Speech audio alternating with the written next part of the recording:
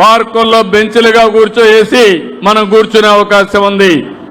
ఇంకో పక్క చిన్న చిన్న డస్ట్బిన్లు తయారు చేసి మన కారులో పెట్టుకుని, మనకందరికీ ఒక దురలవాటు ఉంది, కారులో చెత్త రోడ్డు మీద వేస్తాం, పోతూ పోతూ తిన్నంత వేసుకుంటూ వెళ్తాం. కానీ ఈరోజు ఆ డస్ట్బిన్ చూస్తే పక్కనే ఉంటుంది, మీరు తిని దాని మీద దాంట్లో వేసి మీ ఇంటికి పోయినప్పుడు ఆఫీస్కి పోయినప్పుడు తీసుకుపోయి డస్ట్బిన్లో వేస్తే అప్పుడు రోడ్లు క్లీన్ చేసే పరిస్థితి రాదు. మీరు కూడా బాధ్యత కలిగిన పౌరులుగా ఉంటారు. ఈరోజు మాత్రం మీరంతా మంచి కారు 20 లక్షలు 50 లక్షలు కోట్లు పెట్టి కారు కొంటారు. మీరందరూ ఆలోచిస్తారు, మీ కారులో మాత్రం చెత్త వేయరు, తీసి రోడ్డు మీద వేస్తారు. మీ ఇల్లుంది, మీ ఇంట్లో ఊడుస్తారు, ఊడ్చి ఎక్కడేస్తారు? మీ ఇంటి మీద రోడ్లో వేస్తారు. మీ ఇల్లు మీదనుకుంటారు, రోడ్డు మీది కాదనుకుంటారు. మీరు పీల్చే గాలి ఎక్కడి నుంచి వస్తుందని అడుగుతున్నా. మీ ఇంట్లో నుంచి వస్తుందా, బయట నుంచి వస్తుందా లేదా?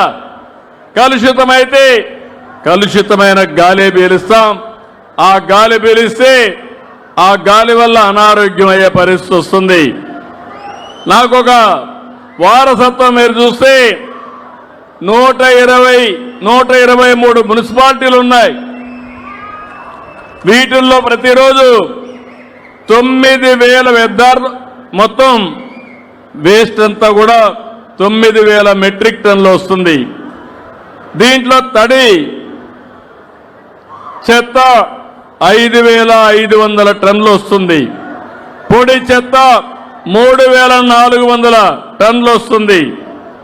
అయితే గడిచిన ప్రభుత్వం చెత్త మీద పన్నేశారు కానీ 86 లక్షల మెట్రిక్ టన్నులు చెత్తంతా రోడ్డు మీద పెట్టి వెళ్ళిపోయారు. అవన్నీ క్లీన్ చేపిస్తున్నా. ఇప్పుడు చాలా వరకు క్లీన్ అయింది. నేను మొన్న మా నారాయణ గారికి ఒకటే చెప్పాను, అక్టోబర్ 2వ తారీఖుకి ఎక్కడైతే లెగసీ చెత్త ఉందో, వారసత్వపు చెత్త ఉందో దాన్ని తీసే బాధ్యత తప్పచెప్పాను. రాత్రింబగళ్ళు పనిచేస్తున్నారు. అయితే మళ్ళా ఒక 20-30 లక్షల మెట్రిక్ టన్నులు వచ్చింది. అక్టోబర్ 2వ తారీఖుకి 85 లక్షల మెట్రిక్ టన్నులు ఖాళీ చేయించే బాధ్యత, పూర్తి చేసే బాధ్యత ఈ ప్రభుత్వం తీసుకుంటాం.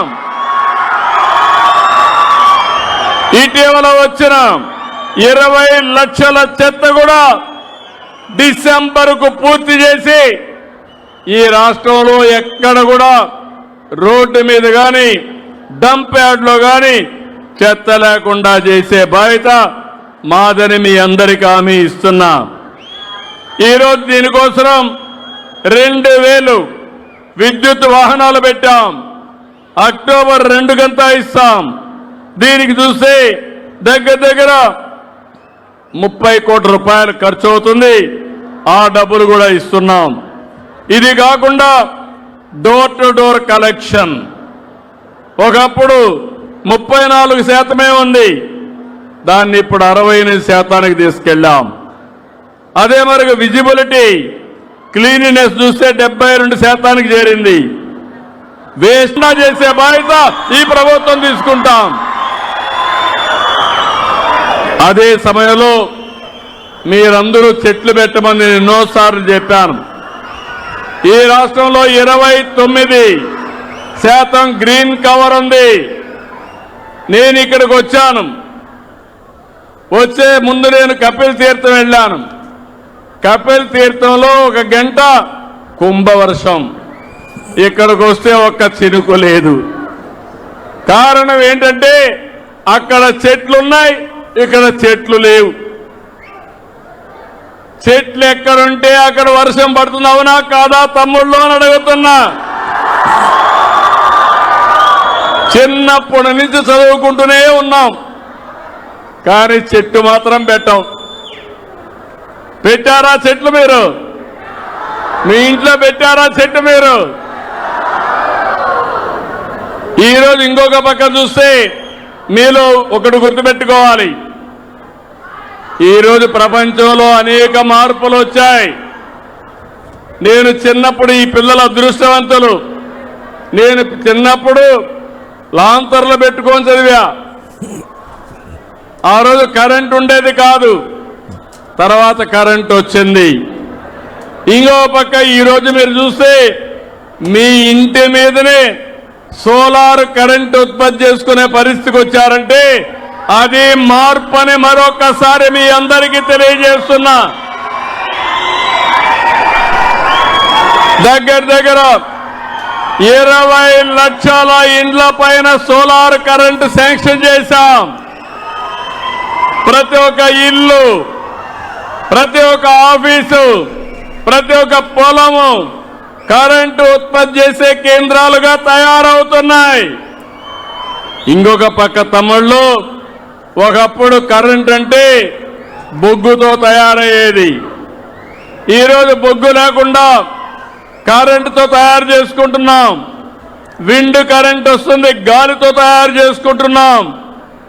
ఒక పక్క నీటితో కరెంటు ఉత్పత్తి చేసుకునే పరిస్థితికి వచ్చాం. ఇది గ్రీన్ ఎనర్జీ కింద వస్తుంది. దీనిపైన శ్రద్ధ పెట్టాను. ఎక్కడైతే గ్రీన్ ఎనర్జీ ఉంటుందో అక్కడ సస్టైనబిలిటీ ఉంటుంది. గ్లోబల్ వార్మింగ్ కూడా ఇచ్చారు. ఎండలు విపరీతంగా పెరిగిపోయి ఎక్కడ చూసినా అనేక సమస్యలకి దారి తీస్తా ఉంది. ఈరోజు ఇంకొక పక్కన మీరు చూస్తే గ్లోబల్ వార్మింగ్ వల్ల ఓసారి వర్షం ఒకే దిక్కంగా పడిపోతుంది, వరదలు వస్తున్నాయి, ఓసారి వర్షాలే పడడం లేదు. ఇలాంటి అనేక సమస్యలు వస్తున్నాయి. దీనికి పరిష్కార మార్గం గ్రీన్ ఎనర్జీ తప్ప వేరే మార్గం లేదని మీ అందరికీ విజ్ఞప్తి చేస్తున్నా. నిన్ననే నేను ఒక మీటింగ్ పెట్టాను. పిల్లలు మీరందరూ గుర్తుపెట్టుకోవాలి, మొట్టమొదటిసారిగా అమరావతి కేంద్రంగా క్వాంటం వ్యాలీ పెట్టాం.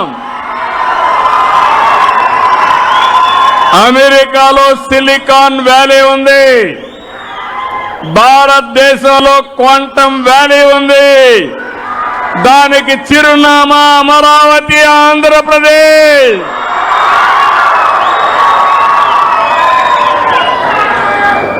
ఒకప్పుడు హైదరాబాద్ లో 25 సంవత్సరాల కంటే ముందు హైటెక్ సిటీ కట్టి ఐటీకి ప్రాధాన్యత ఇచ్చా.